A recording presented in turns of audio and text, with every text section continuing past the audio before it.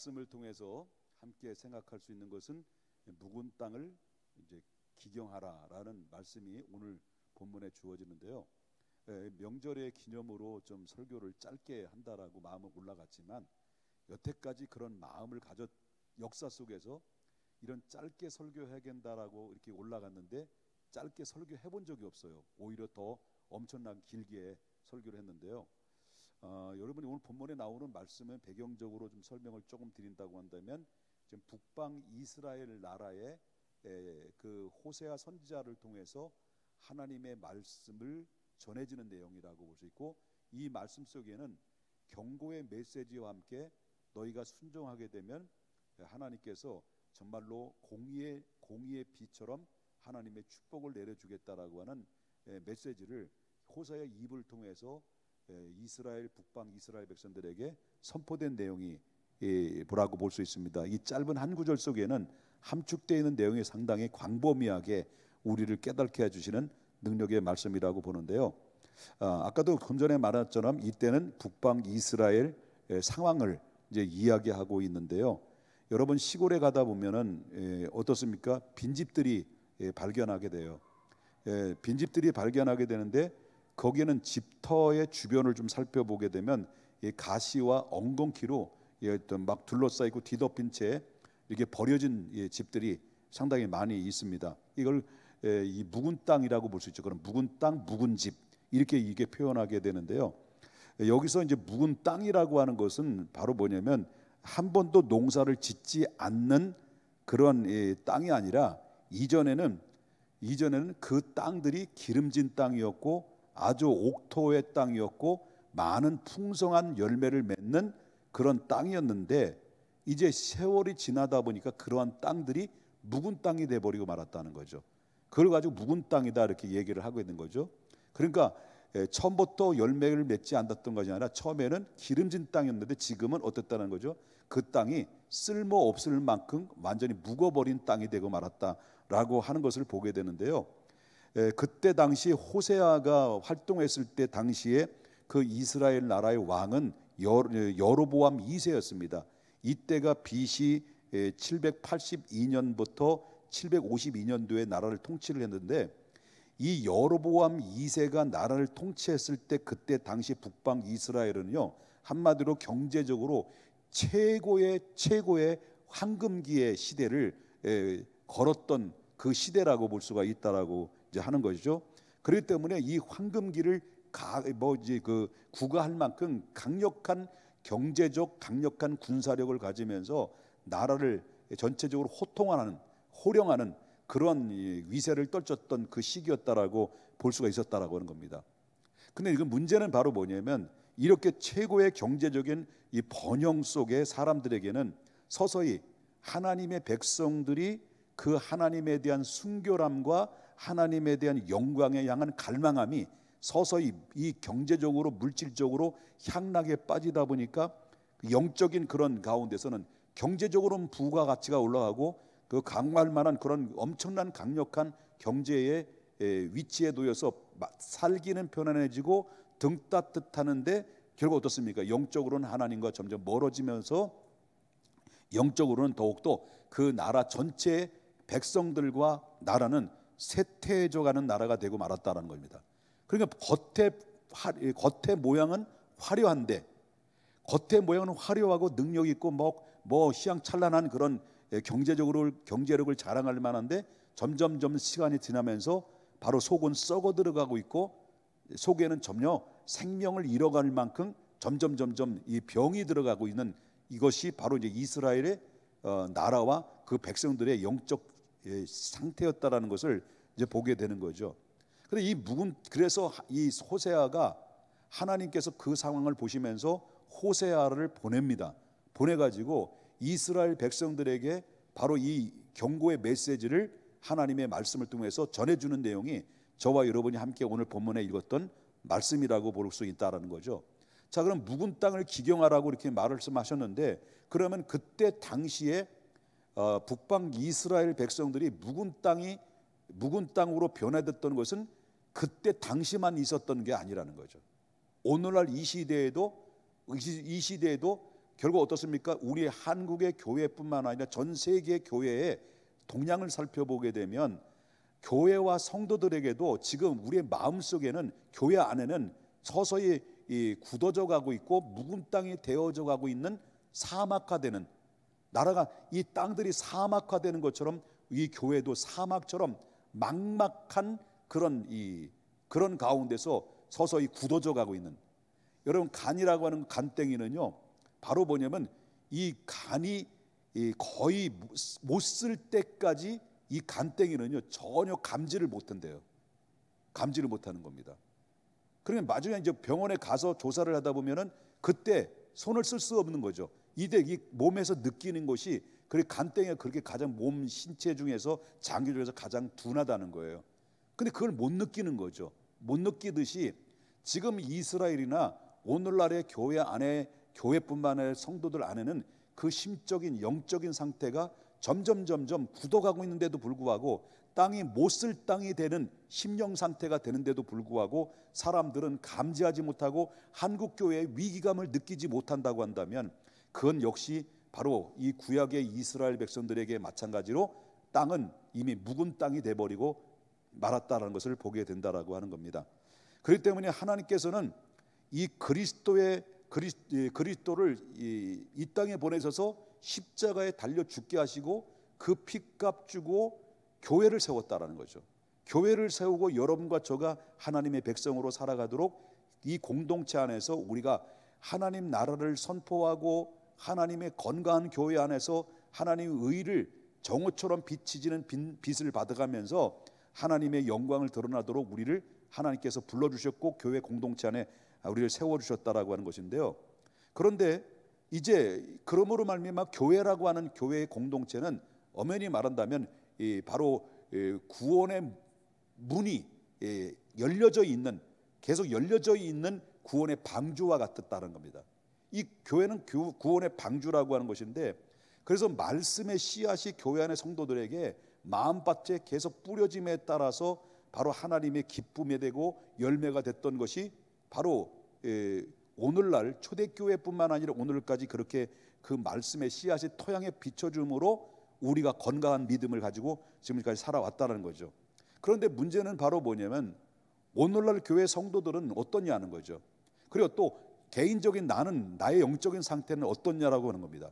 오늘 설교를 준비하면서 내 자신을 돌아보니까요, 제가 목회를 시작할 때의 영적인 상태와 40년 가까이 목회를 쭉 하면서 오랜 세월 동안 목회를 하면서 지금의 내 영적인 상태를 한번 뒤돌아봤다는 거면, 나는 과연 내 영적인 상태는 겉으로는 목사지만은 말씀을 선포하는 자지만은 내가 지금 내 영적인 상태가 그렇게 처음에 주님 부름 받았을 때 뜨거운 감격의 눈물을 흘리고 찬양을 하며 하나님 앞에 뜨거운 가슴을 가지고 하나님의 말씀을 선포하는 그 열정들이, 그때 당시에 뜨거운 감정과 뜨거운 마음들이 지금도 있느냐라고 질문했을 때, 내가 조금 많이 변질되어 가고 있었구나라는 것을 다시 한번 이 말씀을 통해서 자신을 보게 됐다라고 하는 것입니다. 어찌 나만 보겠습니까?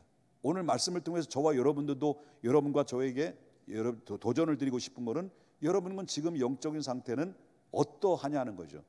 정말 말랑말랑한 그런 옥토처럼 하나님의 복음의 씨앗이 뿌릴 때마다 사모하는 마음으로 그 말씀에 흡수가 되고, 그리고 여기에 따라서 삶의 열매를 맺고, 그리고 하나님의 함께 하시는 성령의 능력의 역사가 항상 나에게 임한다고, 그렇게 감동의 물결 속에 우리가 건강한 믿음으로 살아가고 있는가라는 질문을 드렸을 때, 과거의 나와 오늘의 나를 한번 생각하고 한번 점검해 본다고 한다면, 나는 과연 묵은 땅이 돼버리지는 않았는가를 한번 내 자신을 향해서 묻고 답을 해야 되지 않겠는가라고 하는 것입니다. 그렇기 때문에 오늘날에도 똑같은 겁니다. 똑같은 건데, 오늘날 교회뿐만 아니라 성도들은 마치 호세아 선지자가 그 시대 때와 마찬가지로 오늘 물질적인 번영이 우리 대한민국의 땅에는 세계적인 그런 나라가 되었고 선진국 대열에 끼어 있는 가운데 있다 보니까, 또 더군다나 4차 산업 시대에 우리가 들어서게 돼 있고, 뭐 빅데이터니 아니면 또 뭐 등등 여러 가지 그 우리가 상상할 수 없는 그런 속도로 속도로 엄청나게 미래를 향해서 발전해 나가는 이 시대 속에 있다 보니 우리가 붙들고 있는 교회뿐만 아니라 하나님을 향한 그런 믿음이 순전한 믿음으로 간직하고 있는 것들이 어떻습니까? 이 정체성을 가지고 정말 순수한 믿음의 정체성을 가지고 살아가는 성도들의 숫자가 점점 소수로 변해가고 있다는 것을 느껴질 수 있다는 거죠. 그렇기 때문에 교회 안에는 주일학교가 사라져 버립니다. 주일학교는 사라져버립니다. 왜냐하면 나만 교회 다니지 너희들은 교회는 안 나오도 된다라는 이런 이 묵어버린 이 심적인 상태가 바로 이 자녀들에게도 고스란히 남겨지게 되고, 그리고 또 한 가지는 바로 자녀들이 고3이 되면 늘 얘기합니다마는 고3 되면 어떻다라는 겁니까? 고3 되면 너희들은 잠시 잠깐 쉬었다가 공부에만 전념해, 교회는 대학을 붙고 난 다음에 그때 나와도 돼라고 이렇게 자녀들을 영적으로 방치하고 그리고 세상 쪽에 내팽개쳐 버려서 이렇게 되다 보면 나중에 돌아올 수 없는 강까지 건너는 그런 경우에서 나중에는 후회하고 한탄하며 내가 왜 잘못된 그런 모습이었는가라는 것을, 왜 이런 잘못된 모습을 행동했는가에 대한 후회와 탄식하는 소리들이 한두 번 듣는 게 아니잖아요. 중요한 것은 이 물질적인 번영에 의해서 이 시대의 교회와 성도들은 하나님 앞에 가졌던 순전한 그런 믿음을 가지고 있는 사람들이 점점 잃어가고 있고, 교회 주일학교뿐만 아니라 다음 세대뿐만 아니라 젊은이들이 교회에서 떠나가는 이런 상황들이 이루어지게 된 것입니다. 이 영적인 아쉬움의 상태가 없는 거예요. 그 영적인 아쉬움의 상태가 없으니까 교회에 올 필요가 느낌이 없다라고 하는 겁니다. 그리고 교회는 이미 4차 산업시대에 들어가다 보니까 교회는 희귀성이 돼버리고 천연 기념물처럼 여겨질 만큼 그렇게 여겨지는 시대를 우리가 걷고 있다는 거예요. 그래서 여러분 교회 안에서 뭡니까? 여러분 보세요. 이 주일입니다. 오늘은 주일입니다. 그럼 명절 때문에 주일날 낮 예배만 드리고 바로 일부고 오후 예배를 안 드리는 교회들이 지금 태반이에요. 언제부터 우리 교회가, 한국 교회가 그렇게 됐냐는 거죠. 그러다 보니까 뭡니까? 교회 예배하는 수를 자꾸 줄이다 보니까 아예 예배를 드리러 오는 사람이 없는 거예요. 이렇게 변질되는 것은 그건 마치 뭐 같은 겁니까? 묵은 땅과 같은 변질된 모습으로 전락하고 말았다라고 하는 것입니다. 그래서 세상과 교회와 세상 사이의 뚜렷한 차이를 못 느끼는 거예요. 옛날에는 차이가 있었습니다. 빛의 역할 그리고 소금의 역할을 충분히 감당함으로 말미암아 교회와 세상은 차이를 느꼈습니다. 여러분 그렇기 때문에 확연하게 저 사람은 교회를 다니는 사람이다, 저 사람 예수를 믿는 사람이다라고 확연하게 느꼈는데, 지금은 교회를 다니는 사람인지 안 다니는 사람이 완전히 뒤엉킨 상태 속에서 마치 엉겅퀴가 뒤에 막 쌓여져 있어서 이 구분이 안 되는 가운데 있다라고 하는 겁니다. 그래서 이 아름다웠던 밭들이 점점 묵은 땅으로 변해가고 말았다라고 하는 것입니다. 여기가 이해되시면 아멘 합시다.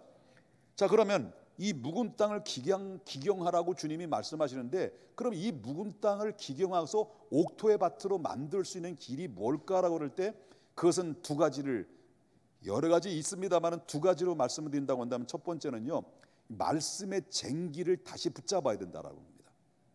할렐루야. 뭘 붙잡으라고요? 말씀의 쟁기를 붙잡으라는 겁니다. 다시 말한다면 교회의 본질로 돌아가는 겁니다. 교회의 사명을 다시 한번 붙들어야 된다는 겁니다.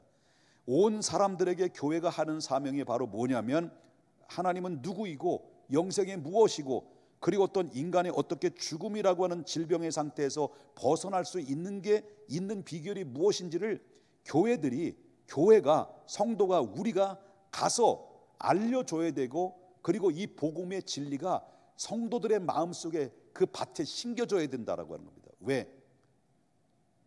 하나님의 말씀은 생명이 있기 때문에 그렇다는 거예요.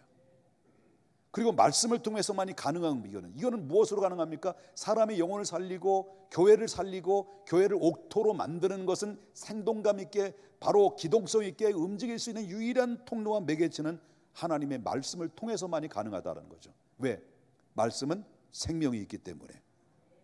여러분, 그런 말씀이신 예수 그리스도가 함께 하셔야만이 이 묵은 땅에서 옥토로 바뀔 수 있는 기적을 만들어낸다는 거예요. 마치 마치 오늘 감사함을 드린 우리 국장로님처럼 말이죠. 굳어가고 있지만은 하나님의 은혜를 갈망하고 이 패가 굳어가고 있지만 하나님의 뜻을 구하고 찾았을 때 다시 하나님께서 하나님의 역사하심으로 말미암아 다시 살려내렸던 것처럼 오늘날도 말씀의 능력이 그리스도와 함께할 때 여러분 바로 우리는 다시 묵은 땅에서 쓸모 있는 옥토밭이 될 수 있다는 것을 믿으셔야 될 줄 믿습니다. 여러분 두 번째는 바로 뭐냐면 말씀의